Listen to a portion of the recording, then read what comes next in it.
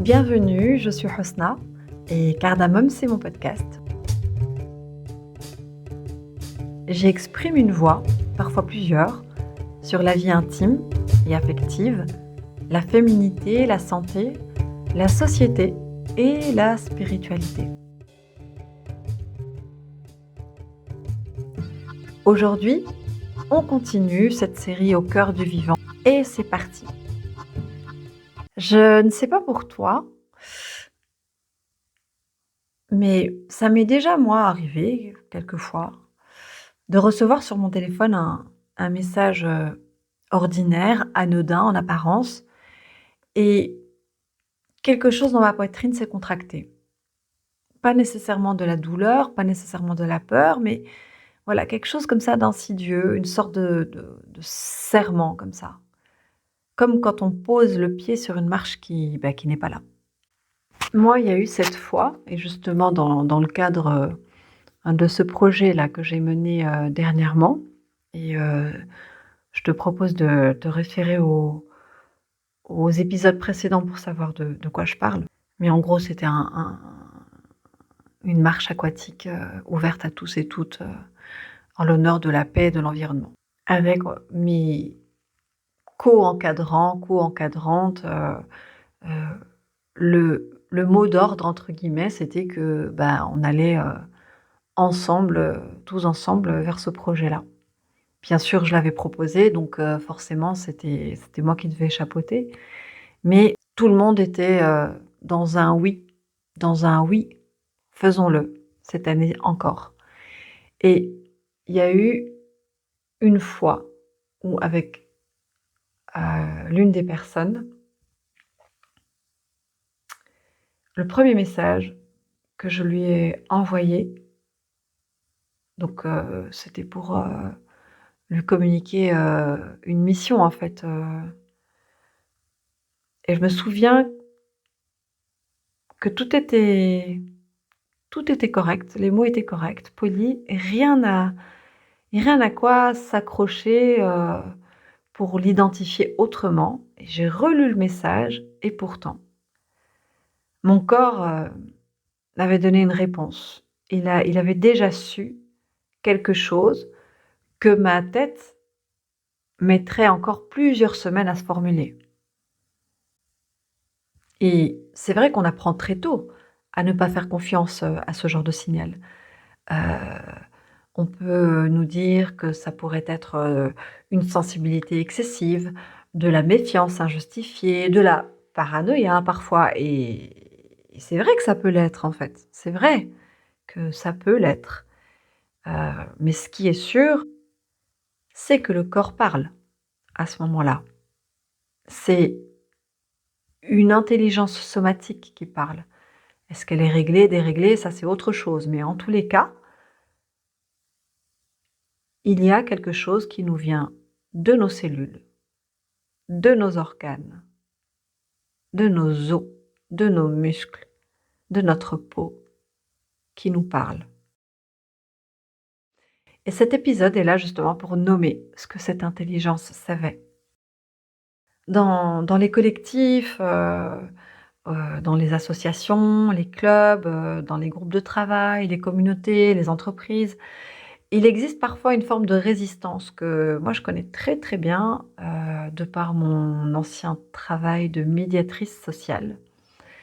C'est le genre de résistance qui n'est pas frontale, qui n'est pas, un désaccord exprimé, qui n'est pas un conflit ouvert, et c'est autre chose. Quelque chose qui dit oui, mais en fait fait non. Quelque chose qui sourit devant toi, devant l'audience, devant, les autres, et qui se dérobe, qui accepte une responsabilité et qui va la poser discrètement là, ailleurs, sans prévenir, sans explication, qui va répondre à une question sur 3, par téléphone, par SMS, qui va s'absenter comme par hasard le jour J, ou qui sera malade, ou qui va même s'absenter sans un mot en fait, hein. Indépendamment que les gens aient tout à fait, des raisons, valables, dans beaucoup de cas, pour, ne pas répondre, ne pas être là et cetera. Mais quand on relève que le comportement en question, heu, peu importe, la forme qu'il prendra, se répète, eh bien ça porte un nom. Ça porte un nom et les psychologues sociaux appellent ça l'agression passive ou une tendance, passive-agressive. Des actions qui expriment une hostilité sans l'assumer frontalement. Et elles sont particulièrement épuisantes pour ceux et celles qui les reçoivent. Précisément parce qu'elles ne laissent rien à quoi se confronter, rien à nommer, rien à réfuter. Et il y a quelque chose de plus compliqué encore quand cette dynamique implique, des femmes entre elles, je trouve. Je dis pas ça pour généraliser, hein, attention, hein. Je dis ça surtout parce que, bah, c'est de ça qu'on traite, en fait, dans cette série. C'est ce qui s'est passé. Et parce que voilà, il y a dans les espaces de femmes comme ça, pour moi en tous les cas, une sorte de promesse silencieuse, qui n'est pas formulée. Mais je dirais que cette promesse, elle dit quelque chose comme: «On s'interdit de reproduire entre nous ce qu'on a déjà nous-mêmes reçu du monde, en termes d'abus, en termes de violence, en termes, de déséquilibre, d'instabilité et cetera». Moi, je suis très, très fort, dans cette façon de faire, dans cette façon d'être. C'est mon rapport, aux autres femmes. Je suis beaucoup dans le soin, en fait et c'est vrai qu'il m'est arrivé, heu, dans ma vie de comprendre et de me rendre compte que, ben, cette attention-là, ce soin-là, c'était pas forcément une garantie et une réciprocité garantie, en fait. Cette tendance à la sororité, une sororité naturelle, heu, ça peut être dit comme ça dans les discours, mais voilà, parfois les comportements, ne sont pas adéquats au discours et pour moi, c'est vrai que quand ce lien-là est blessé, ben, c'est presque une forme de trahison, en fait. C'est ça amplifie, la blessure. Elle est double, en fait et moi, là, en l'occurrence, ben, un, ça a trahi le projet lui-même et 2, ça a trahi le lien, pour moi en tous les cas. Ce que je veux dire ici et c'est important, c'est que voir clairement ce qui se passe, ne rend pas les choses moins blessantes. En tant que médiatrice, par le passé en tous les cas, je reconnais clairement ces dynamiques. Je les ai traversées, moi-même dans des dizaines de collectifs, dans mes propres relations. Je sais les nommer, je sais les cartographier, mais savoir, et même voir, je dirais que ça ne protège pas nécessairement ça ne protège pas forcément. Par contre, ça rend la douleur, hem, bon, plus précise certes, par rapport au à ce sacré en fait, qui est touché, mais ça enlève, quand même un un certain poids. J'ai découvert un psychiatre, néerlandais, Bessel van der Kolk, qui a passé des décennies à documenter ce que le corps enregistre quand le danger n'est pas physique, mais relationnel. Et le titre de son livre, est assez évocateur, hem, c'est «Le corps n'oublie rien». Bon bah, tout est dit quoi. Pour lui, le système nerveux autonome ne fait pas la différence entre un prédateur dans la forêt et une dynamique toxique dans un groupe, voilà, de collègues, de bénévoles, dans un groupe familial, un groupe, social en tous les cas. Il répond vraiment de la même façon, le système, nerveux autonome. C'est pas le seul à le dire, hein. Mais voilà, pour cet épisode, c'est à lui que je me suis intéressée et voilà, ce que dit, van der Kolk, c'est que ce système va répondre de la même façon. Donc vigilance accrue, contraction, fatigue qui va arriver trop tôt même, l'envie irrésistible de sortir de la pièce, du projet, du groupe en tous les cas, du lieu où se trouve, ce groupe sans pouvoir l'expliquer. Et je dirais que s'en rendre compte, ce n'est pas de la faiblesse en fait, c'est du discernement. C'est d'abord un discernement entre guillemets, si on peut appeler ça comme ça, un discernement du corps, un discernement, somatique. C'est le corps en fait qui discerne avant la tête parce qu'il a accès à des informations que, la tête n'a pas encore traitées. Et dans la tradition soufie, on a un mot pour désigner, le lieu le plus profond de l'être. C'est le sir. Et alors le sir peut dire, plusieurs choses, hein, mais ici, dans ce contexte-là, on le traduit souvent par secret, ça peut marcher, mais ce n'est pas un secret au sens qu'on cache. C'est un secret au sens de ce qui est intime, de ce qui est inaccessible, de ce qui est protégé. Le sir, c'est l'endroit en soi que rien de l'extérieur ne peut vraiment atteindre. Même pas les dynamiques collectives, même pas les familles, même pas, son conjoint, son enfant, son frère, sa sœur, même pas les trahisons, même pas les absences, les sabotages et cetera. C'est un endroit qui est intact. Ahmed El-Alaoui, le cheikh, donc le guide spirituel, de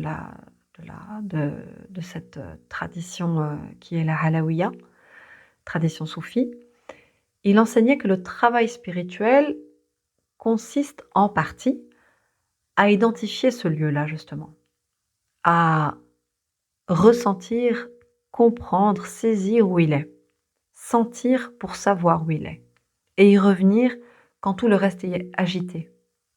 Et ce que mon corps savait ce jour où j'ai lu ce message, où j'ai senti ce serrement dans la poitrine, c'est que quelque chose dans le collectif n'était pas aligné, que la forme et le fond ne correspondaient pas.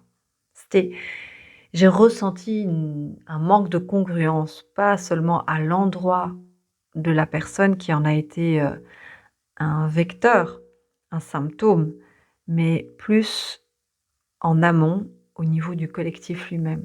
Et heureusement, ce sir, lui, est resté intact. Et finalement, c'est peut-être ça la vraie protection. Pas l'immunité à la douleur, parce que la douleur, on va la ressentir, mais savoir où est l'endroit en soi que personne ne peut atteindre. Et je vous laisse avec une image plutôt qu'une question aujourd'hui. Imaginez un roseau arraché de sa roselière. Et ben ça, c'est l'image avec laquelle Rumi ouvre le Masnavi. Le roseau qui se plaint. Pas parce qu'il souffre inutilement, mais parce que la séparation est réelle et que la nier ne serait qu'un mensonge. Il est fendu, il se plaint de sa séparation, de cette fente, en fait, de cette faille. Et en même temps, c'est parce qu'il a été arraché qu'il peut faire de la musique, le roseau. Parce que la flûte de roseau, elle est faite à partir du roseau. Et la douleur dans les collectifs, la trahison, la sournoiserie, l'absence, le jour J, qui ne s'explique pas, tout ça, c'est des symptômes. Et même si ça ne se justifie pas, ce n'est qu'un bout de la grande histoire. Et le sir nous rappelle et nous ramène à la grande histoire. C'est le pourquoi je fais ça, le sens, cet ikhlas dont on a parlé l'épisode précédent. Donc la douleur vécue par le sentiment d'injustice et peut-être même par l'injustice avérée, elle n'est pas la fin de quelque chose. Et parfois, c'est peut-être même le début d'une musique qu'on n'aurait pas faite autrement. Le prochain épisode, on parlera de ce qui s'est passé ce matin de juin, l'écart entre ce qu'on visait et ce qui a eu lieu et la décision en fait de revenir malgré tout et sur quel concept, sur quelle énergie tout ça s'appuie. En tout cas, si cet épisode t'a touché ou t'a dérangé, les deux comptent de toute façon. Et tu peux me retrouver sur Instagram, TikTok et Facebook sous Osna Dharma, tout attaché ou avec un point entre Osna et Dharma, bon, c'est pareil.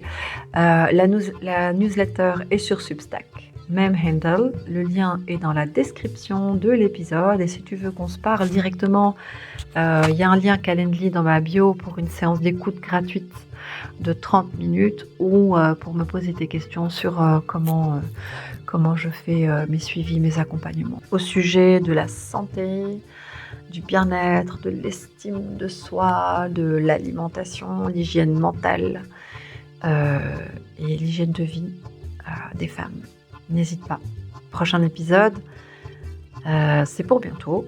Et d'ici là, on se retrouve sur Racine pour éplucher le mot sir ou secret.